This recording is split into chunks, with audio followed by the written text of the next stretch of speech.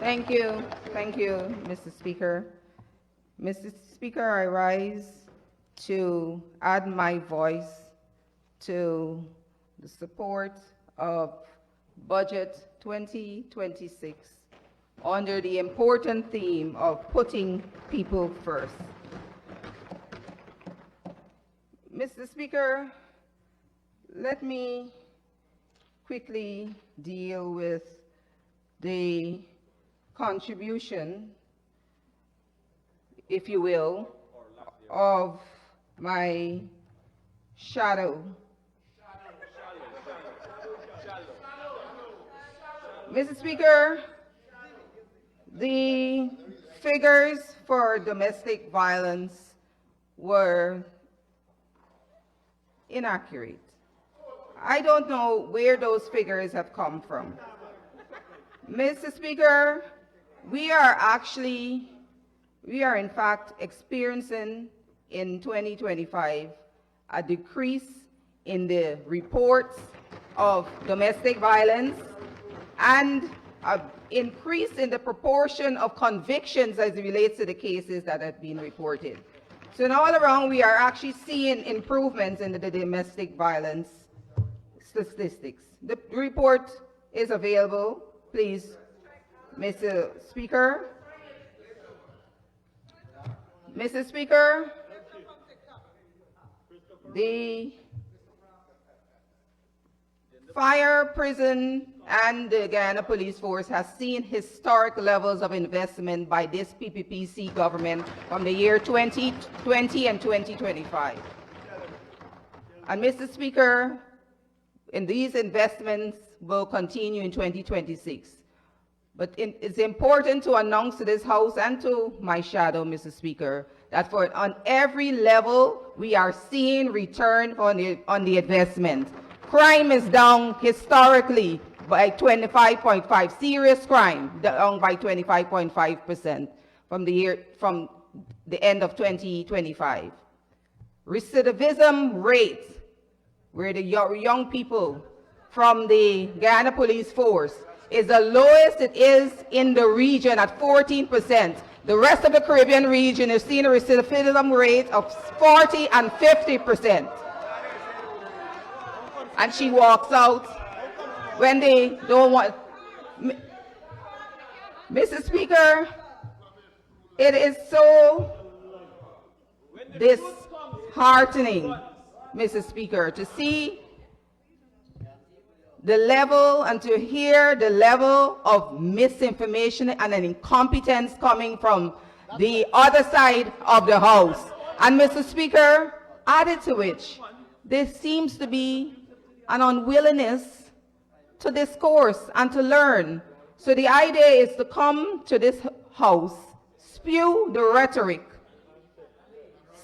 send the misinformation and disinformation, and then run away when we're having a discourse. Mr. Speaker, this is a debate. This is not the running the campaign and running your mouth on social media. Correct.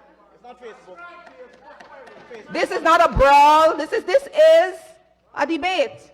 And so you should be willing to open to hearing that, there's another side to the story.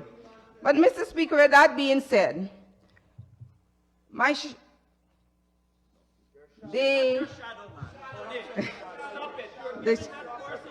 very well, I'm guided. All right, Mr. Speaker, the honorable member has also raised the issue of. Mr. Speaker, I will pivot a bit to speak to this as we're speaking about competence and building up we are in the serious business of building this nation. And Mr. Speaker, we have the budget 2026. A lot of us indeed, even the experienced one, miss sometimes how the mammoth task it takes to craft a budget like this, especially in the context of a nation that is rapidly evolving and changing and developing.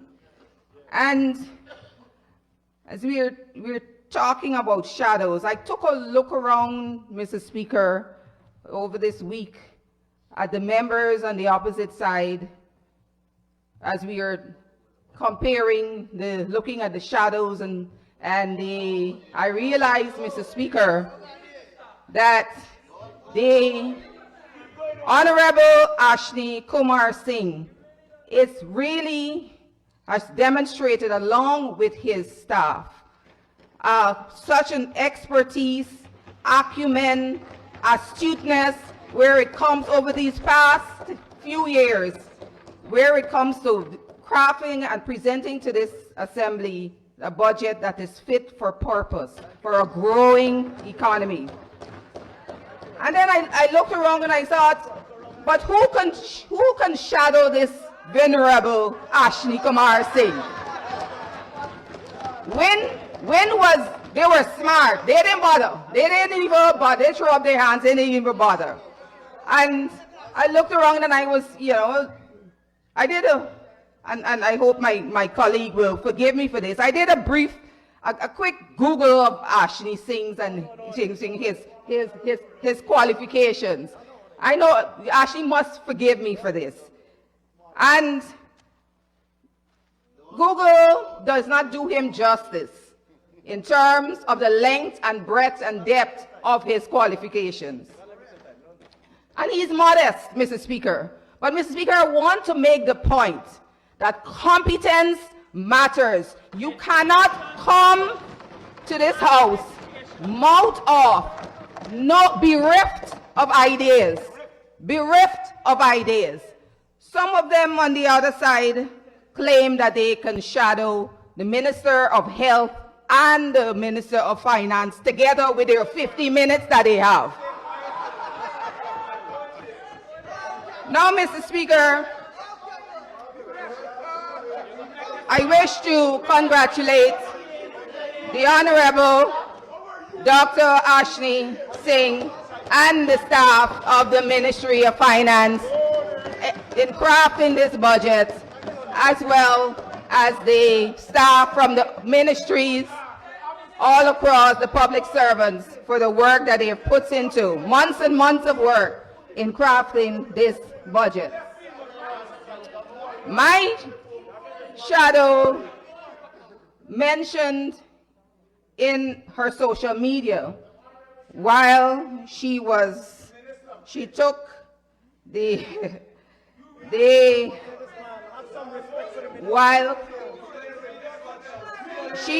took the opportunity to criticize the capital projects. Empty vessels make the most noise, children. The empty vessels, there they are.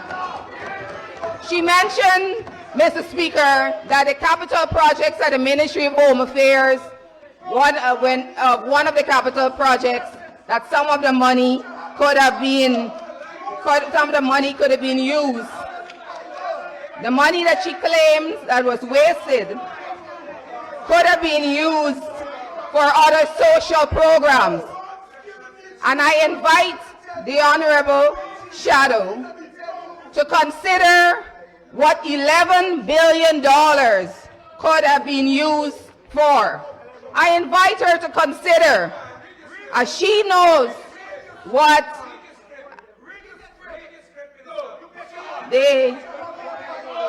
she was quite poised to know what the monies that Ministry of Home Affairs, she claims, had not been have been put to waste. She said in her script that, do you know what the $74 million could do? It can help the child who can go to school. And I would invite her to consider that $11 billion, and I would help her out with this one. $11 billion could build about 4,000 core homes. $11 billion, Mr. Speaker, can pay 110,000 cash grants of 100,000 each.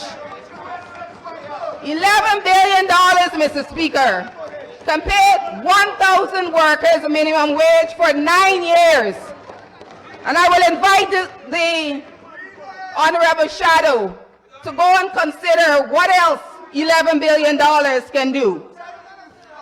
And you know, Mr. Speaker, I often am baffled at the temerity of members of the opposition when they, especially on the win side, when they come around and act as crusaders of financial accountability. And they have all sorts of vile and vitriolic things to say about us on the government side. And Mr. Speaker, you yourself have been victim to these vile attacks, Mr. Speaker.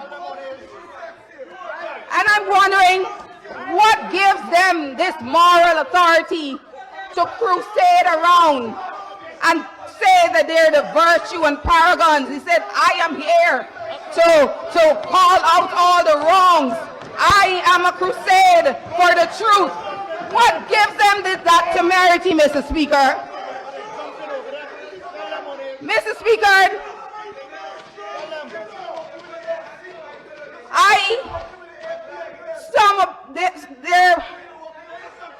I hold before me, Mr. Speaker, an indictment, a grand jury. Honorable members, Mr. Jordan, Mr. Campbell, please.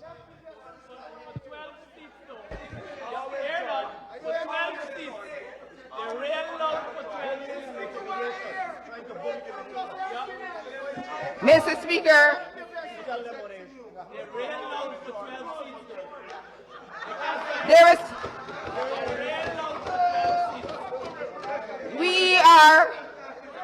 it's in the public domain, Mr. Speaker, that are the members on the other side, Mr. Speaker, that there is a public document, an indictment, Mr. Speaker, that is in the public domain. But, Mr. Speaker, I will not read this document, Mr. Speaker, because I know that the word corruption, which appears several times in this document, appears too many in almost every sentence. So I will not be able to read the document, Mr. Speaker. But I wonder, Mr. Speaker, with the names and the activities mentioned in this document, how can you stand and say the things that you say about people on the other side, or on the government side? And Mr. Speaker, in sitting on the bench, as a magistrate for 7 years, I started to develop a natural curiosity to understand human behavior and to understand why people do the things that they do. Like I said, because this behavior baffles me. Mr. Speaker. And the honourable member, Ms. Amanza Walton Dizier. Thank you, Mr. Speaker. Mr. Speaker, I stand on a point of order, Standing Order 48. I just want to be clear. Are we now allowed to say the word corruption in the chambers? Because I've heard the honourable member. Hold on. I've heard the honourable member say it on 3 different occasions in the last minute. So I just want to be very clear as to whether we're now allowed to use the word. Thank you, Mr. Speaker. Honourable member, we have listened, and she corrected herself. You didn't hear that when she said that word appears, so she's going to desist, right? So please listen. Go ahead, Honourable Minister.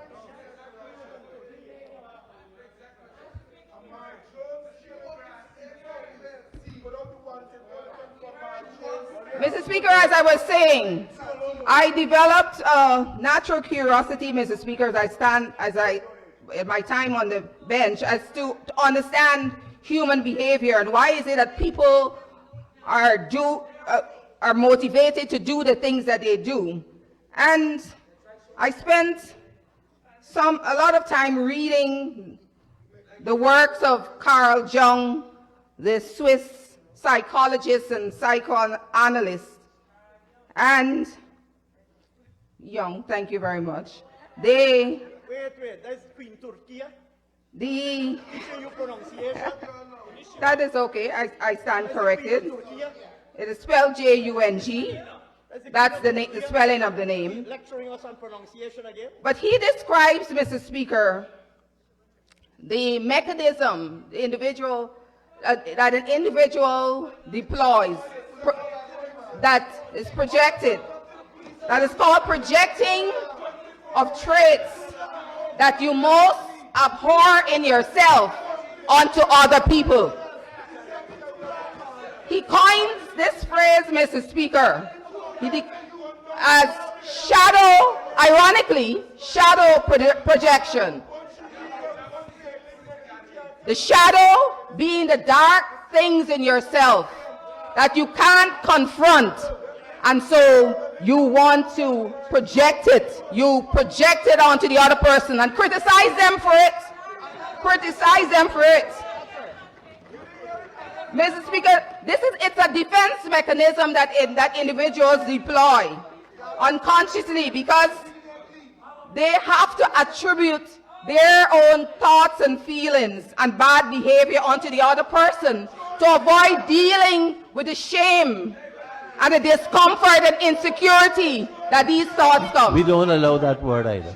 Oh, to avoid, I apologize, to avoid dealing with the discomfort and insecurity that these feelings bring. So, Mr. Speaker, one might perhaps understand why segments of the opposition say the things that they do. Mr. Speaker, why it is that they decide that they have to denigrate the rest of us on the government side.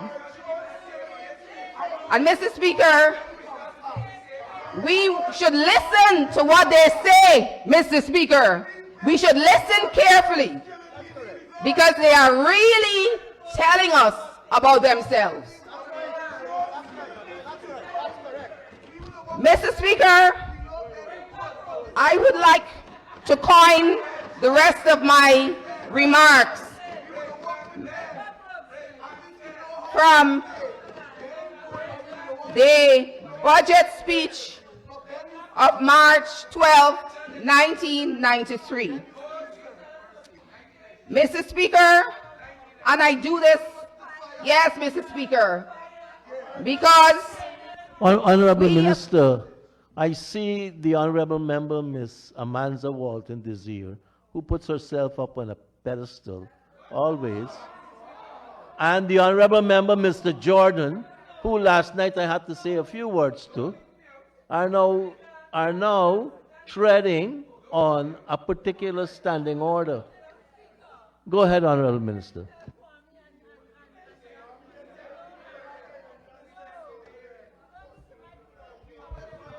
Mr. Q. Solomon, please. Mrs. Honorable Member Mr. Prasad. Honorable Member Mr. Prasad. Please. Sorry. Mr. Speaker. Mr. Jordan, Mr. Vince, I suggest that you take a little while before you return. Please.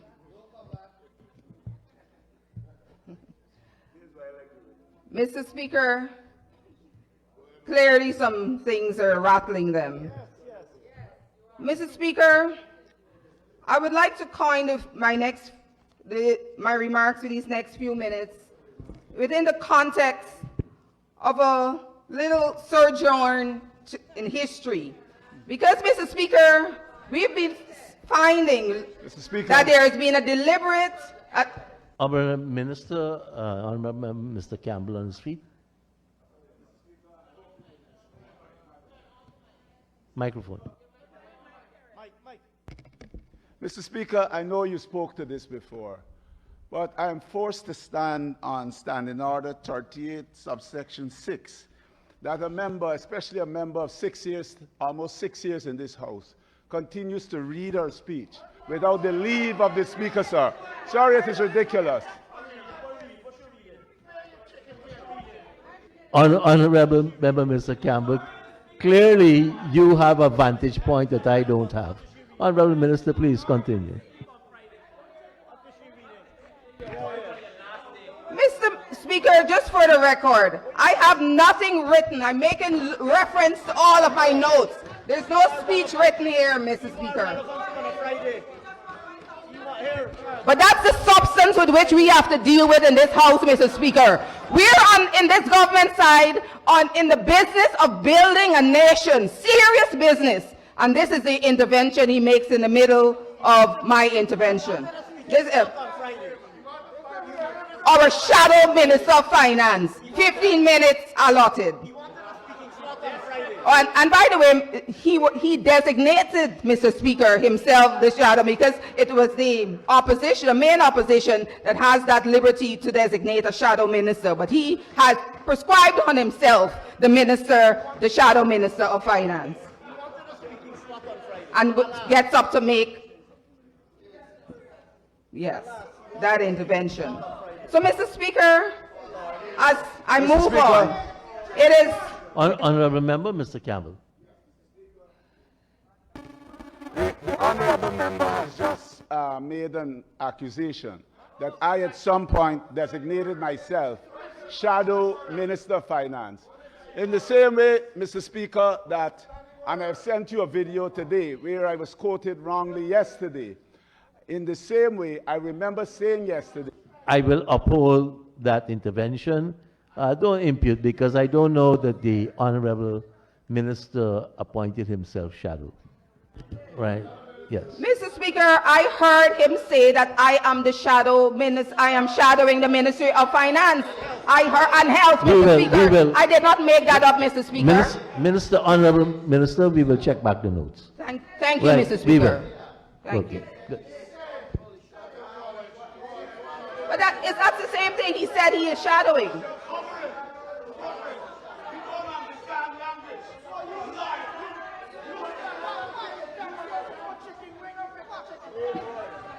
Mr. Speaker, I begin again.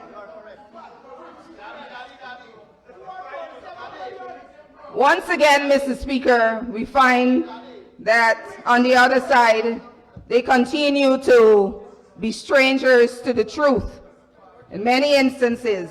And the characterization of our history, Mr. Speaker, and where we have come from have often been misrepresented in this House over these last 5 days.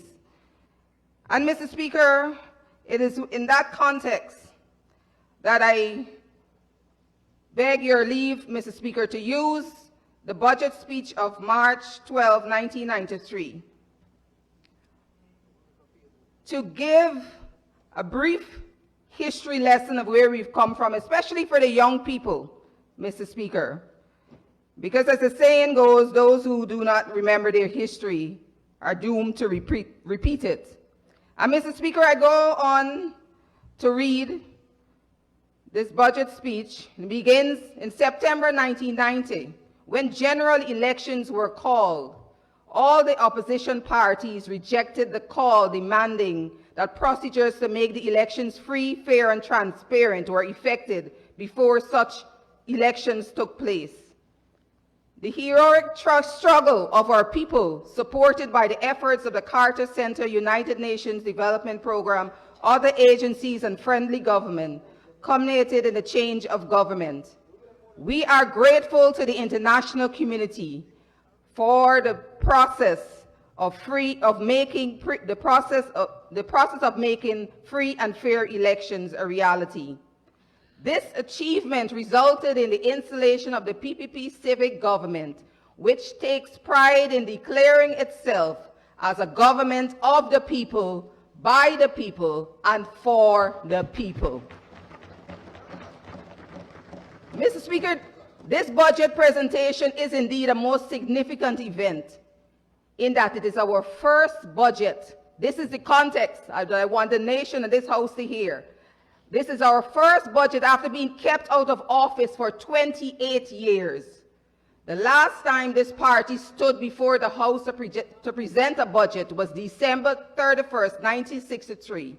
And it is no secret that over that period, not only did our economy stagnate and living standards deteriorated rapidly, but Guyana became the poorest country in the Western Hemisphere. And also, our young democracy and democratic institutions were sacrificed on the altar of paramountcy of the PNC.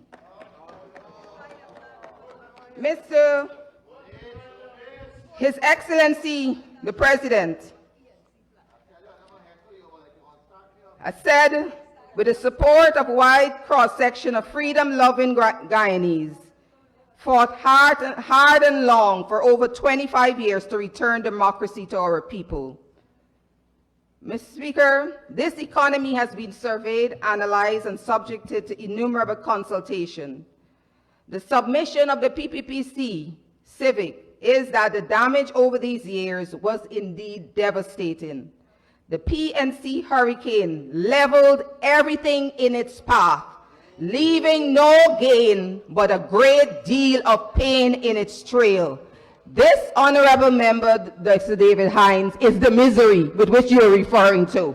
This honorable member, Dr. David Hines, is the darkness and the oppression to which you are referring to in your poem, It's a Dark Time I Love by Martin Carter. This is the misery. When a 5-year-old girl got to stand in line because there's rationing on sugar and flour, and her siblings got to stand in line in the sun so one person can have 2 pounds of sugar, the other person can buy 2 pounds of flour, the other one can buy a pint of oil, so they all come together and make for hours. When the little girl, that is the misery with which we are referring to. That is the misery to which Martin Carter is referring to. Their faces are strained and anxious. Yes, their faces are strained and anxious when they didn't have the money to leave this country and had to be subjected to a healthcare system that condemned them to death. That is, their faces were strained and anxious. Their faces are strained and anxious, Mr. Speaker, when they had 6 children have to sit on one bench to share one textbook in a dilapidated school. Their faces were strained and anxious.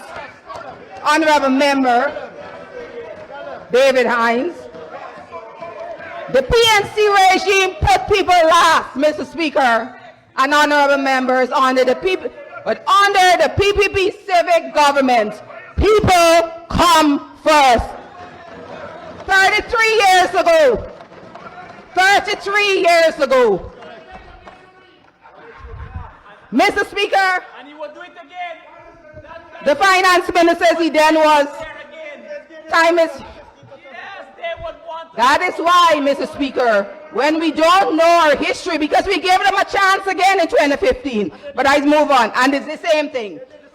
The harsh realities we are faced with, the finance minister continues to say, the harsh realities we are faced in constructing this budget was one, scheduled debt service obligations accounting for 100% of revenue collection. Our schedule, this is a debate. I'm responding to the honorable gentleman of his interventions yesterday.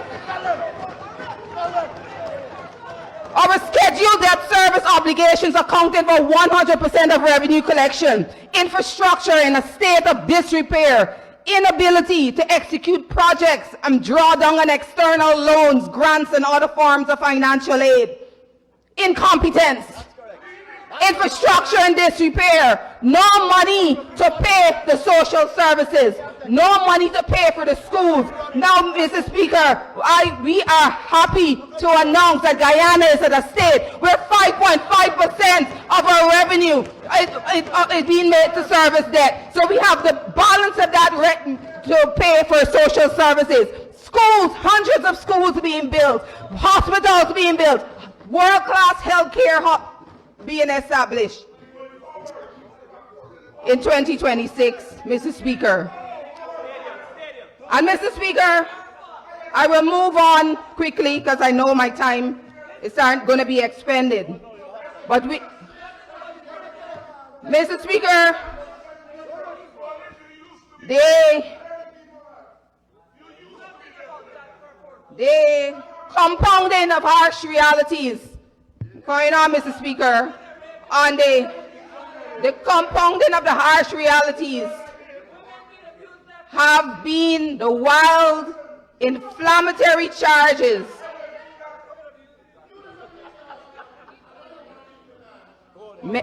many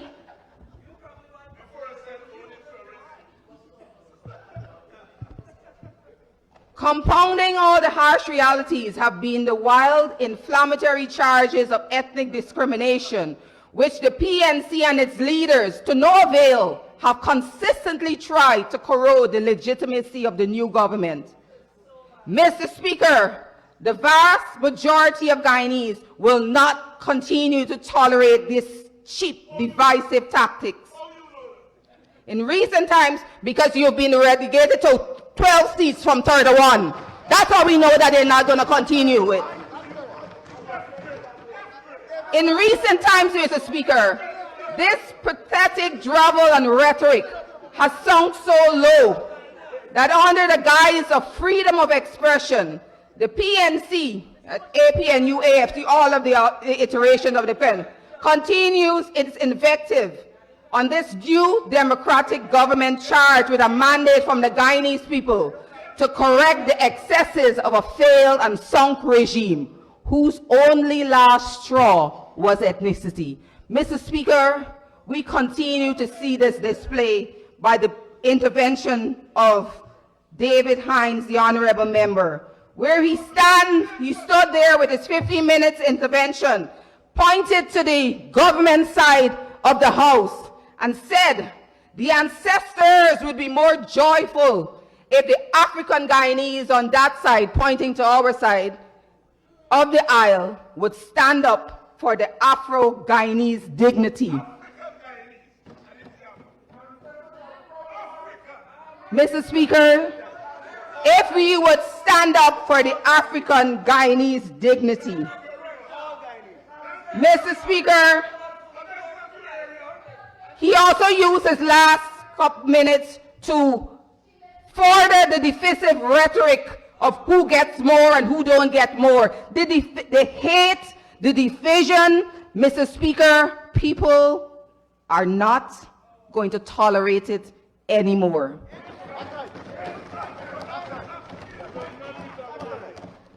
And Mr. Speaker, this member uses his platform to strip every single time by his words the very dignity he claims to want to uphold or holds us to uphold of Afro-Guyanese, Mr. Speaker. He has stood on his platform, Mr. Speaker, and called the people, and this is a matter of public record, Mr. Speaker, and the words that I'm going to say may upset some of our sensibilities, but it bears repeating, Mr. Speaker, that the people who support the African Guyanese, who support the PPPC government, are lick-bottom, lick-body house slaves.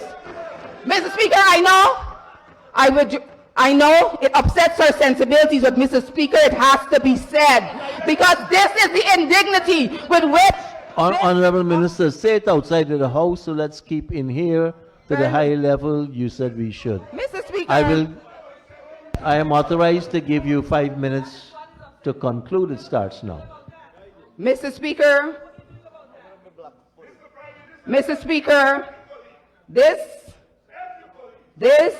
government, Mr. Speaker, is about the true empowerment, and true empowerment is not dependency. It is access, it is inclusion, it is providing an environment for the talents and ambitions of our people, our young people, that they can rise. That is how dignity is built, Mr. Speaker. The dignity we promote is dignity of work, thousands of jobs being provided, the dignity in education being provided, dignity in enterprise, the development bank, opportunities that are available, the dignity in owning homes. That is where the dignity is, Mr. Speaker. That as a nation, we can rise together, Mr. Speaker. Guyana is for all Guyanese, and this government will remain firm in its resolve to ensure that people of all cultures and ethnic groups participate in and enjoy the fruits of this beautiful country. Mr. Speaker, I will speak very quickly, Mr. Speaker, on crime, with which I have responsibility for, to say, Mr. Speaker, and reinforce that crime is on the decline, Mr. Speaker. There is serious reduction of crime being driven by intelligence-led policing, expansion of our surveillance infrastructure, increased police presence, community policing partnerships, investment in training and human capital. We are seeing, Mr. Speaker, this results from this investment, Mr. Speaker. And Mr. Speaker, security is the pillar of development. And Mr. Speaker, I want to quickly mention that for the benefit of this House, Mr. Speaker, that security and crime fighting is a matter of national development. And, Mr. Speaker,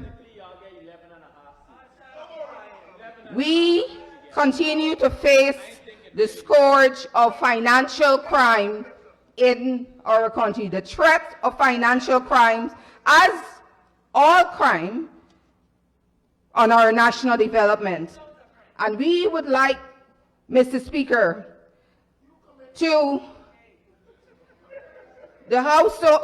I would like the House to understand, Mr. Speaker, that if Guyana weakens on its anti-money laundering enforcement and our anti-money laundering regime, Mr. Speaker, as we speak of financial crimes, undergirds our national development, undergirds our financial sector. And if we have a weak anti-money laundering enforcement, correspondent banking relationships suffer, international financial transactions become harder, investors face a higher compliance risk, and the entire economy pays a price. And every person, Mr. Speaker, must ensure that funds, assets, and benefits that they receive can withstand legal scrutiny. And we need to let the House know, Mr. Speaker, because this, about the offense of money laundering that is created under Section 3, that a person commits the offense of money laundering if he knowingly or having reasonable grounds to believe that any property in whole or in part, directly or indirectly, represents any person's proceeds of crime. If the person converts or transfers property knowing or having reason to believe that the property is the proceeds of crime, conceals or disguises the true nature, origin, location, disposition, movement, or ownership of that property, knowing or having reason to believe that the property is the proceeds of crime, acquires, possesses, or uses as property, knowing or having reasonable grounds to believe that is derived directly or indirectly from the proceeds of crime. It assists any person who is involved in the commission of an offense in paragraphs A, B, and C to evade the legal consequences of his actions, participates in, associates with, or commit or aids and abets, counsels or procures or facilitates the commission of any of the above acts. And the act goes on to describe what proceeds of the crime mean. Mr. Speaker, it behoves us for the House to understand this, because there have been some worrying developments, Mr. Speaker.